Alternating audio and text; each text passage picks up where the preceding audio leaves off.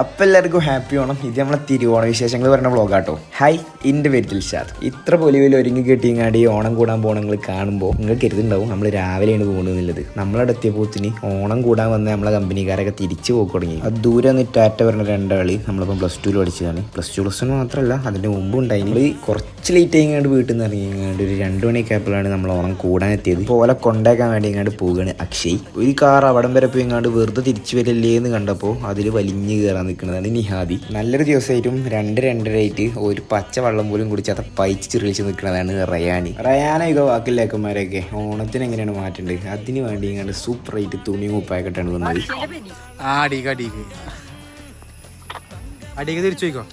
ആ തിരിച്ചു പോകാൻ പറയണ ഒരു കാരണമുണ്ട്, അത് ഞാൻ പിന്നെ പറയാം. ഈ ഓണത്തിന് ഈ മയത്ത് ഈ ഷൂ ഒക്കെ ഇട്ട് നിൽക്കുന്ന എൻ്റെ വീട്ടിലേക്കാണ് നമ്മളിന്ന് ഓണം കൂടാൻ വന്നിട്ടുള്ളത്. ഇപ്പം പിന്നെ ഞാൻ പറയണതൊക്കെ കേൾക്കും. ഞാൻ കണ്ണട അയച്ചാറിന് പോകുന്ന മാസമായിട്ട് കണ്ണടയൊക്കെ വെച്ച്. ഇതാണ് ഞാനാ പറഞ്ഞ കാരണം. ഇവനോടാണ് നമ്മൾ അടിയിങ്ങനെ തിരിച്ചു വയ്ക്കുമെന്ന് പറഞ്ഞത്. 1-2 മണിക്കൂർ ഇനി റയാനി ഫുഡ് കഴിക്കാനൊക്കെ അത് പോസ്റ്റാക്കിയ ചെങ്ങായിയാണ് ഇപ്പം.